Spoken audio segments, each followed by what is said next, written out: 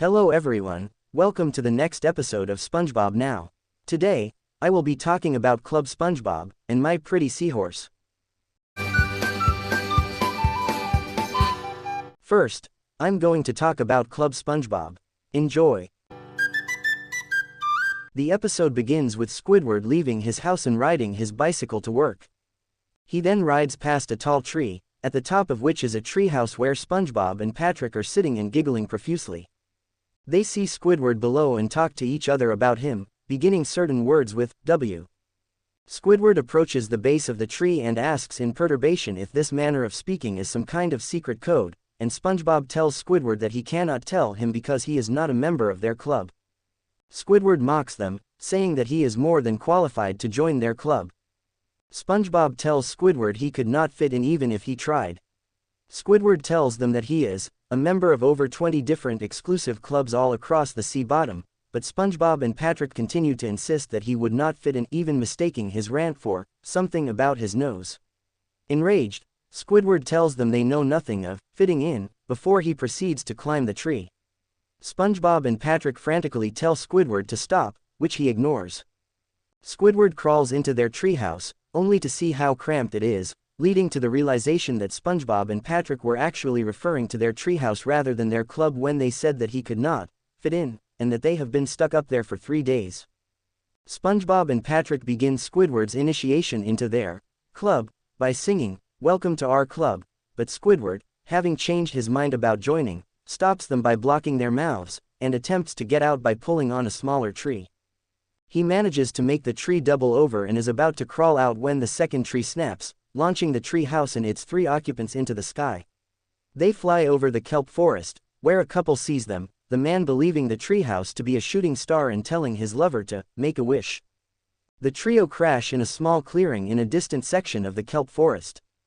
SpongeBob and Patrick begin to jump and joyfully shout about their stunt, while Squidward panics at his situation of being lost and stuck with SpongeBob and Patrick.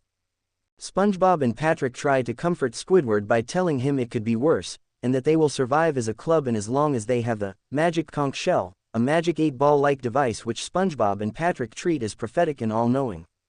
They believe the magic conch should never be questioned and should always be consulted before any action is taken.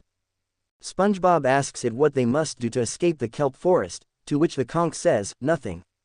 SpongeBob and Patrick sit still on the ground doing nothing, and Squidward is enraged at their stupidity. He announces that he intends to escape the forest and get back to sanity by himself instead of taking advice from such a thing and walks off. As Squidward tries to find an exit, he becomes lost and afraid but eventually comes back to where SpongeBob and Patrick are. Even more time passes, and by now, Squidward has dismantled the box to build a shelter. He has a hat made out of some dried plant, has grown a 5 o'clock shadow, and is sitting by a small campfire. A small bug scurries past, and Squidward catches it and proceeds to cook it. He taunts SpongeBob and Patrick with his food, saying that they could have sided with him and survived, but instead listened to a talking shell. He proceeds to say while chuckling, as if the answers to all your problems will fall right out of the sky. Above the forest, a damaged plane is serendipitously falling right out of the sky, and the pilots drop their load of picnic supplies and food to avoid crashing. The equipment lands around SpongeBob and Patrick, who emerge from their state of doing nothing to praise the magic conch. Squidward is extremely shocked, and he walks over to the two, who are devouring a table full of food.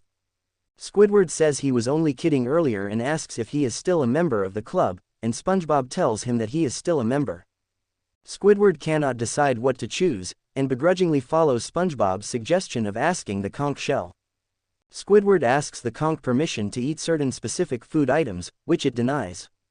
He repeatedly asks it permission to eat anything, which it denies every time. Squidward becomes enraged when the conch denies permission in a mocking tone and is about to go insane when a park ranger enters the clearing. Squidward tells him he has been stranded with SpongeBob, Patrick, and the magic conch shell for weeks, and his mention of the magic conch shell prompts the ranger to pull out an identical conch, revealing himself to also be cultishly obedient to the conch, much to Squidward's exasperated dismay. SpongeBob and Patrick are delighted to meet a club member, and the ranger tells them that his conch advised him to look for them. The 3 club members praise the magic conch before asking it how to get out of the kelp forest. It again tells them, "Nothing." Following the conk's advice, they do nothing and assume sitting positions on the ground until someone else comes and rescues them. Before the episode ends, Squidward, at the end of his sanity, praises the magic conch and sits down as well. Next, I'm going to talk about My Pretty Seahorse. Enjoy!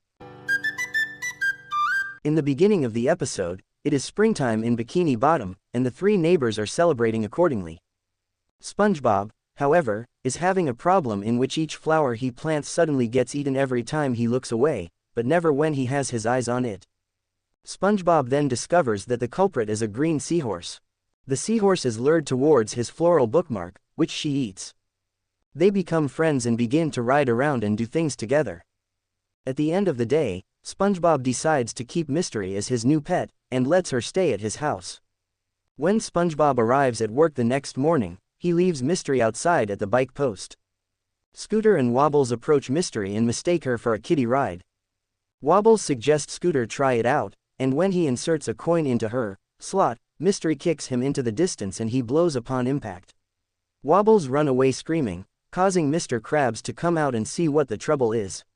He sees Mystery and mistakes her for a monster. SpongeBob tells him that she is his pet, but due to her injuring a prospective customer, he is ordered to get rid of her, and if he disregards his order, he will be fired for not cooperating with him.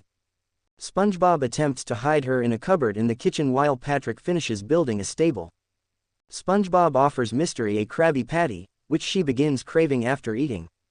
While he initially avoids being caught sneaking Mystery into the kitchen, SpongeBob gets in trouble when Mr. Krabs comes out of his office a second time and witnesses him curing a sick Mystery, who had developed a stomachache from consuming various objects moments prior. Mr. Krabs is upset with his employee, and he tells SpongeBob that the horse has got to go, but SpongeBob is extremely reluctant to proceed due to great sentiment. Mr. Krabs, feeling sympathy for SpongeBob, tells him a story of his favorite dollar and how he eventually spent it for a soda on a hot day. He tells SpongeBob that Mystery needs to be freed because the indoors are not a place for a wild animal, and SpongeBob consents and takes Mystery out the front door, where he painfully asks her to leave. Mr. Krabs tries to comfort SpongeBob until Squidward shows him an empty safe. Realizing that Mystery ate the Krusty Krab's finances, SpongeBob and Mr. Krabs chase after her, disappearing into the distance. The episode ends with Patrick trying to enter a hat store, but is unable to because the wooden plank nailed to his head is too wide to fit through the door. Thanks for watching. Subscribe for more videos. Goodbye everyone.